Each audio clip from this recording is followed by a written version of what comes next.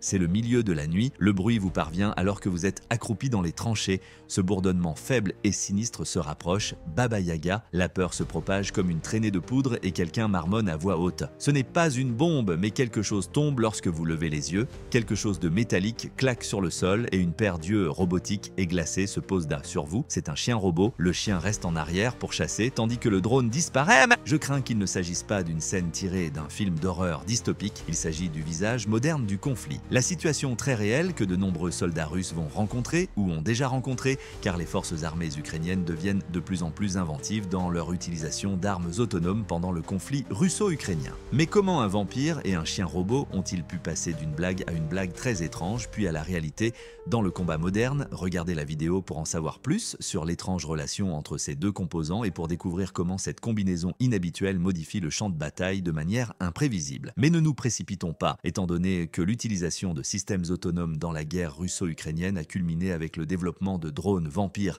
et de chiens robots ukrainiens. Nous devons d'abord examiner le contexte plus large de ces technologies et leurs implications stratégiques.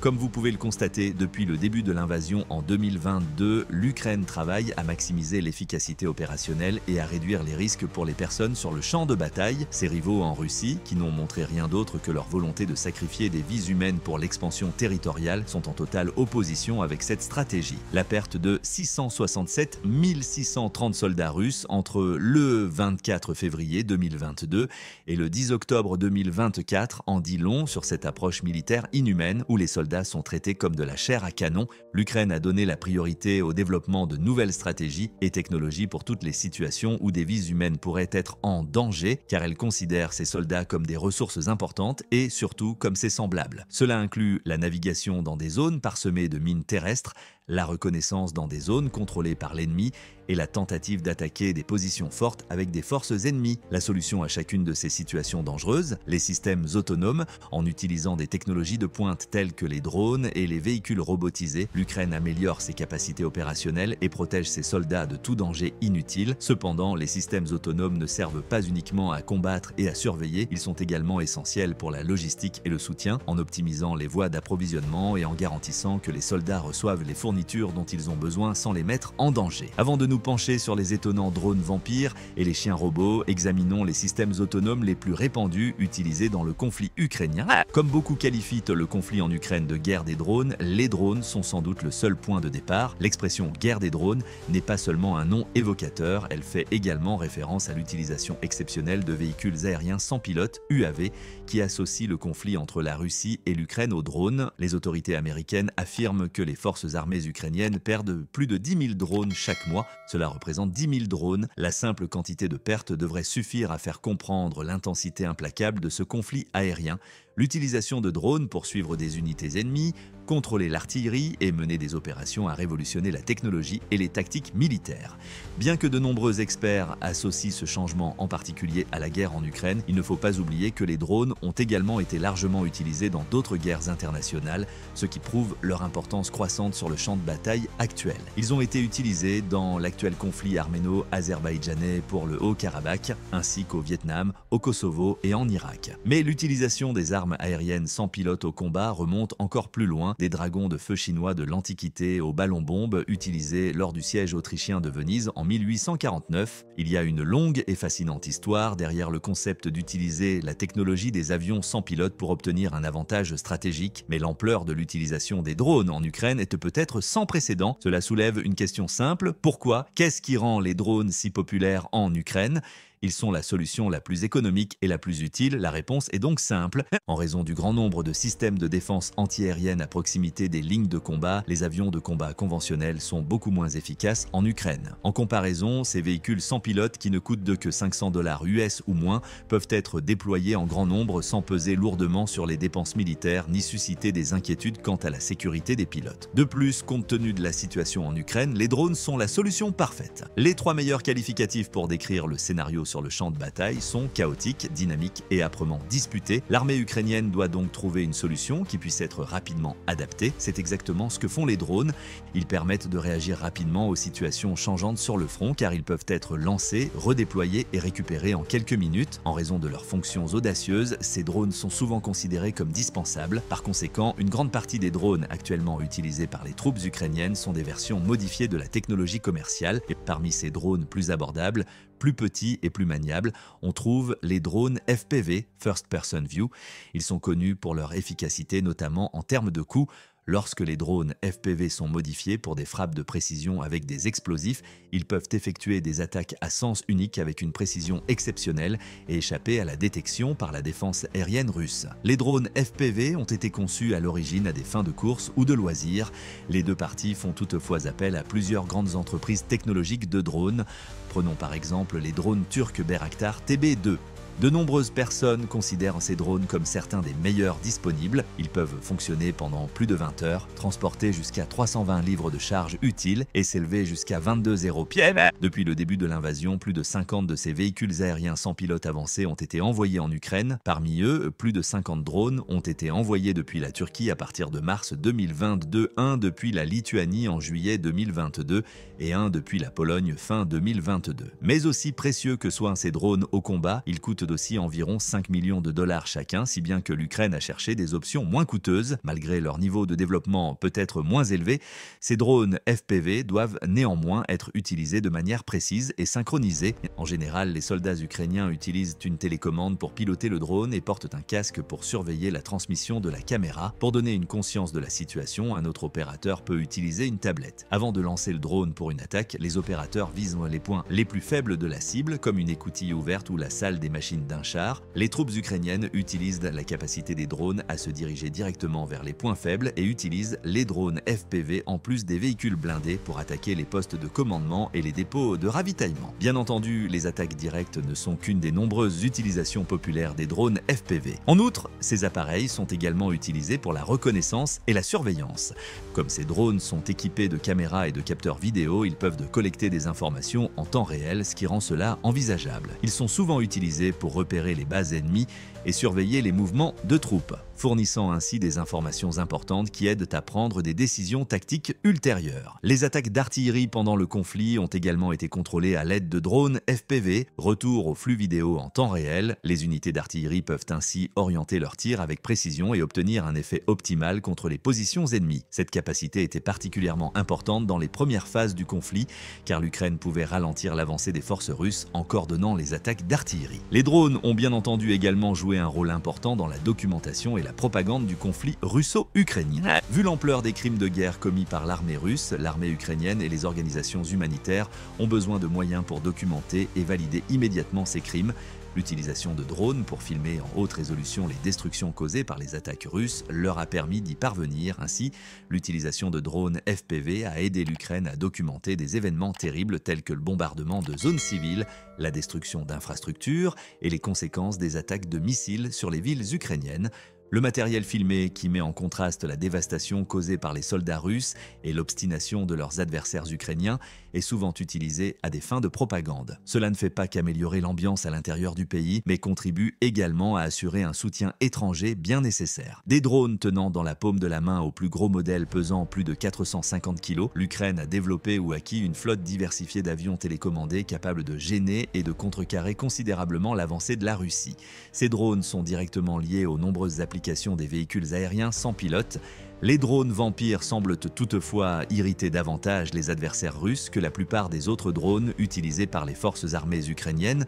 Plus que de simples drones, les vampires sont considérés par les Russes comme la menace invisible de la nuit lorsque le champ de bataille se déplace en Ukraine. Les drones FPV ukrainiens remplissent le ciel pendant la journée, mais à la tombée de la nuit, les vampires apparaissent pour capturer des proies. Ces drones sont si effrayants pour les Russes qu'ils sont appelés Baba Yaga. Dans le folklore, Baba Yaga est décrite comme une sorcière slave, plus sombre et insaisissable que le croque-mitaine américain. Pour dissuader leurs enfants d'aller dans la forêt, les mères les mettent en garde contre elle. En raison des drones vampires, qui sont aussi terrifiants que n'importe quel mythe, Baba Yaga a dépassé le domaine de la fiction pour les soldats russes et ils sont une sérieuse source de peur. Les messages radio interceptés montrent un désespoir effrayant lorsque les soldats russes parlent d'eux dans un murmure. Ces drones ont même été récompensés par des primes de la part des commandants russes, 500 $ ou une semaine de vacances pour celui qui en abat un. Mais cela n'arrive pas souvent et ce n'est pas parce que les forces tchétchènes des forces armées russes prétendent que ces drones ont des griffes et peuvent enlever des soldats, mais parce qu'ils ont des capacités étonnantes.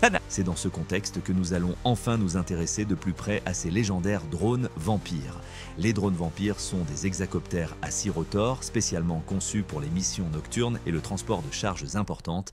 Grâce à leurs caméras thermiques sophistiquées, invisibles à l'œil nu, ils maîtrisent presque entièrement la nuit. À une hauteur d'environ 400 mètres, ils peuvent tout voir, mais ils perçoivent à peine les Russes qui s'approchent. Normalement, ils peuvent toutefois les entendre car le Baba Yaga est censé être très bruyant. Les forces russes sont plus tendues car elles savent qu'elles sont suivies et savent ce qui va se passer. La capacité de charge utile de chaque vampire est de 33 livres, ce qui est plus que suffisant pour amener une bombe à fragmentation hautement explosive ou une ogive thermobarique à sa destination. Et ces drones peuvent transporter de nombreuses armes, des roquettes à charge creuse aux mines anti-chars. C'est similaire à l'utilisation d'un bombardier furtif, mais pour seulement 10 $ l'unité. Peu coûteuse, mortelle et incroyablement précise. Dans le conflit en Ukraine, cette dernière caractéristique est cruciale. La nation ne peut pas se permettre de gaspiller de précieuses munitions, ce qui est fréquent avec les pièces d'artillerie. Les drones vampires ne sont toutefois pas concernés par ce problème. Ils réussissent presque toujours. À chaque coup fatal, ils épargnent les maigres réserves de munitions de l'Ukraine, ce qui en fait un véritable tueur économique. La longue liste des caractéristiques impressionnantes du drone vampire comprend également sa portée exceptionnelle. Son rayon de combat est de 5 à 7,5 km, ce qui est impressionnant pour une arme aussi peu coûteuse.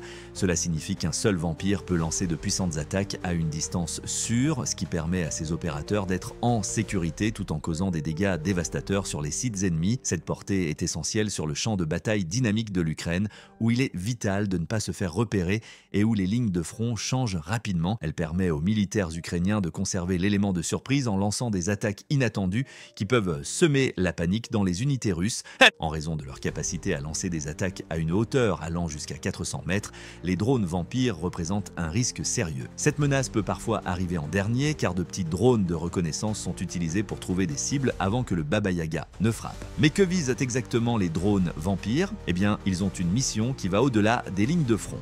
Ces drones attaquent des cibles russes ainsi que des adversaires ukrainiens à l'intérieur du pays. Par exemple, les opérateurs ukrainiens prennent pour cible les mortiers russes qui menacent leur infanterie. La puissance de feu de l'ennemi peut être considérablement réduite par une seule attaque réussie sur ces pièces d'artillerie importantes, ce qui peut les rendre inutilisables pendant des jours. Il est même souvent nécessaire de larguer de nombreuses bombes sur ces mortiers afin de les détruire complètement et d'éviter qu'ils n'alimentent les combats en cours. Les drones vampires ont acquis, surtout la nuit, la réputation d'être aussi efficaces contre les chars que contre les mortiers. Les drones vampires utilisent une technologie d'imagerie thermique de pointe et sont principalement déployés de nuit, ce qui leur confère un avantage tactique important. C'est pour cette raison qu'ils peuvent localiser les forces russes et opérer à couvert. Comme ils sont invisibles, ils peuvent larguer des charges explosives de la taille d'un mortier directement sur des véhicules blindés. Cela ne perturbe pas seulement le blindage de l'ennemi, mais oblige également les unités russes à réévaluer leur plan d'intervention. De plus, les vampires apportent un soutien logistique crucial en fournissant de la nourriture et de l'eau aux troupes sur le front, afin de s'assurer que les soldats se trouvant dans des endroits isolés ou dangereux reçoivent la nourriture dont ils ont besoin pour maintenir leur efficacité au combat. Ils effectuent souvent jusqu'à 5 ou 6 livraisons par jour, mais ce n'est pas tout.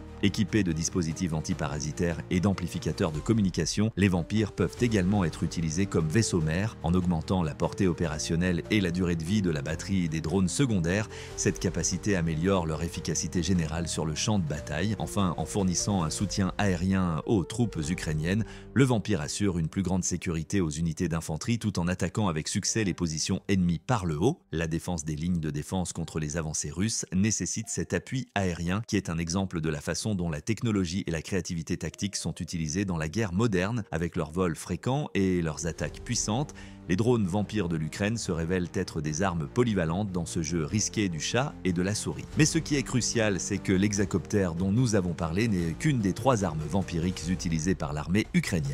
Selon les rapports, ce drone d'attaque a été développé par la société ukrainienne Skyfall et est basé sur un octocoptère agricole. Le système américain de défense antiaérienne et de missiles d'attaque au sol Vampire peut alors guider des missiles de l'Advanced Precision Kill Weapon System à l'aide d'un faisceau laser. En août 2022, un paquet d'aide militaire d'une valeur de près de 3 milliards de dollars US a été annoncé, qui comprenait cet équipement relativement nouveau Et enfin, le lance-roquettes multiple Czech Vampire, le RM-70. Le RM-70 Vampire, un système amélioré de roquettes multiples BM-21 degrés, permet aux forces armées ukrainiennes de maintenir leur puissance de feu pendant les combats sans dépendre d'un réseau d'approvisionnement car il peut être rapidement rechargé sur place. Pour les Russes, le champ de bataille ukrainien est désormais un spectacle d'horreur à part entière en raison de tous ces vampires qui y résident et non plus seulement un lieu de conflit.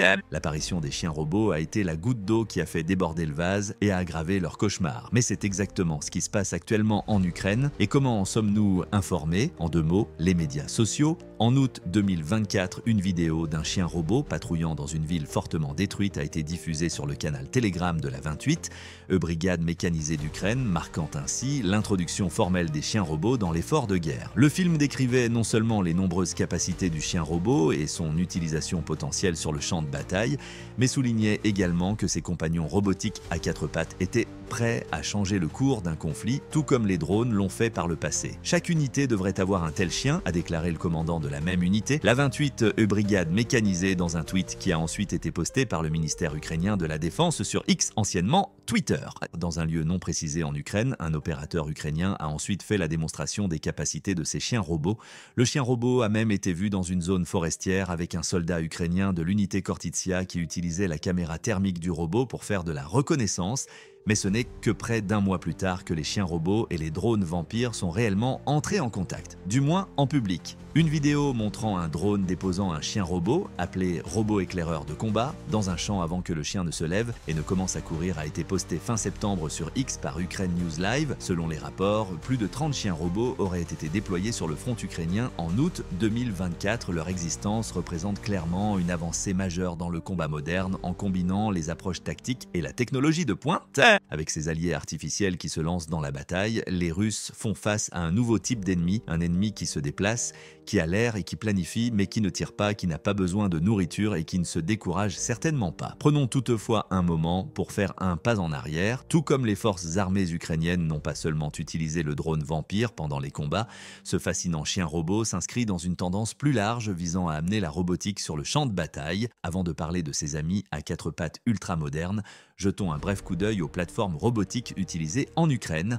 Les robots de combat ont été conçus pour des combats intensifs sur le front et sont les précurseurs de cette révolution technologique. Comme ces machines sont conçues pour des missions de combat à distance, elles peuvent effectuer des tâches de surveillance, défendre des sites et lancer des attaques, tandis que leurs opérateurs restent à une distance de sécurité pouvant atteindre 4 km. Ces robots peuvent les frapper fort grâce à leur arsenal qui comprend les mitrailleuses 7,6 de mm PKT et PKM et les mitrailleuses 12,7 mm NSVT et M de Browning. Certains types se distinguent par le fait qu'ils sont équipés de caméras thermiques pour une utilisation de nuit et qu'ils sont protégés contre les tirs d'armes légères. Parmi les modèles de cette catégorie figurent le D11, le Liat, le Morozh et le Shablia M2. Dans n'importe quel scénario de front, le D21, 11 adaptable, peut être rapidement transformé d'une plateforme de combat en un système de transport, ce qui permet une réaction rapide. Cette impressionnante collection de robots de combat est un exemple parfait de la manière dont l'Ukraine utilise la technologie pour améliorer sa force de frappe militaire. Mais l'intégration des robots ne s'arrête pas là. Les robots autodestructeurs et les poseurs de mines, indispensables pour neutraliser les véhicules blindés ennemis, constituent l'étape suivante. Ces robots peuvent se déplacer à une vitesse allant jusqu'à 24 km/h, être commandés à distance jusqu'à 5,5 km et porter jusqu'à 2 mines anti-chars TM-62 ou un poids allant jusqu'à 40 kg. Parmi les modèles remarquables, on trouve l'Arc 1, le PD, 15 Foxy et le Rattle S, tous destinés à endommager gravement les positions et les lignes de ravitaillement russes avec des mines. Enfin, il y a les robots logistiques, indispensables pour les opérations de ravitaillement et d'évacuation sur le front. Ces appareils adaptables sont capables d'évacuer les soldats blessés et de transporter des provisions, des munitions et des équipements. Avec une capacité de charge allant jusqu'à 600 kg et une portée de 40 km, ces machines sont presque vitales pour les forces armées ukrainiennes. Des versions à roues sont également disponibles pour une livraison encore plus rapide, ainsi que des variantes à chenilles pour une meilleure aptitude tout-terrain. Parmi les modèles remarquables de cette catégorie figurent le Circo S1, le Rattle H, le RIS Pro, le KNLR-E, le Rattle E et le Volaya E. Les chiens robots dont il est question dans cette vidéo appartiennent à une autre catégorie, la surveillance et la reconnaissance. Ces merveilles technologiques à quatre pattes traversent des terrains difficiles, se faufilent dans des forêts denses, dans des bâtiments et dans des fossés étroits, contrairement aux drones traditionnels qui les survolent. Leur capacité à se déplacer à travers les obstacles et à rester stables sur les terrains accidentés leur permet d'accéder à des régions souvent trop dangereuses pour les soldats humains. Ces chiens robots sont spécialement entraînés pour explorer les endroits dangereux avant l'arrivée des troupes. Ils explorent la zone afin de repérer les positions ennemies et d'identifier les dangers tels que les pièges explosifs et les mines. Ils sont comme des éclaireurs qui ouvrent de la voie aux soldats humains afin qu'ils puissent les suivre en toute sécurité. Ces robots collectent des informations essentielles en envoyant des flux vidéo en temps réel aux commandants grâce à leurs caméras et capteurs sophistiqués. En raison de leur petite taille, ils peuvent travailler à couvert et utilisent souvent le camouflage pour s'adapter à leur environnement. Bien que leur fonction principale soit la reconnaissance, les chiens robots peuvent également transporter jusqu'à 4,5 kg de fret, ce qui leur permet d'acheminer des explosifs, du matériel médical ou des munitions aux troupes sur le front. Ce soutien logistique garantit que les soldats disposent des ressources nécessaires tout en réduisant les risques pour la vie humaine, ce qui est l'objectif de nombreux systèmes autonomes dont nous parlons. Protection des données. Si ces robots sont capturés, ils peuvent détruire immédiatement des données importantes, empêchant ainsi les forces armées russes d'utiliser les informations obtenues dans un environnement tactique où l'information est cruciale. La 28 brigade mécanisée, et plus particulièrement l'unité Medwad, blaireau à miel, actuellement déployée en Ukraine, est le principal utilisateur de ces chiens intelligents. Des chiens robots ont toutefois déjà été utilisés et présentés auparavant. En effet, d'autres nations ont testé des technologies de chiens robotisés avant que l'Ukraine ne les utilise. Les États-Unis étaient à la pointe du développement et de l'utilisation de cette technologie, ce qui n'est pas surprenant. Le Big Dog devait autrefois servir de mule robotisée pour les soldats américains lorsqu'il a été développé par Boston Dynamics en 2005. Il a ouvert la voie à des développements ultérieurs, même si ses problèmes de volume ont finalement conduit à son abandon. En 2015, Spot a été introduit, un chien robot plus petit et plus silencieux, principalement utilisé pour des tâches de surveillance et de reconnaissance. L'assistance aux installations militaires et la détection de situations dangereuses ne sont que deux de ces nombreuses possibilités d'utilisation. Bien que ces chiens présentent une particularité, la Chine a également fait des progrès dans ce domaine. Ils disposent d'un certain nombre de systèmes d'armes différents. Ces dernières années, l'armée populaire de libération a travaillé activement à l'intégration des technologies robotiques dans l'armée, ce qui pourrait conduire à une course aux armements dans le domaine de la guerre robotique. En outre, la Russie est présente partout où il y a une course à l'armement. La Russie a tenté de démontrer le potentiel militaire des robots, même disponible dans le commerce, lors d'une exposition d'armes en 2022 en équipant un chien chinois d'Unitary Robotics d'un lance-roquettes RPG-26.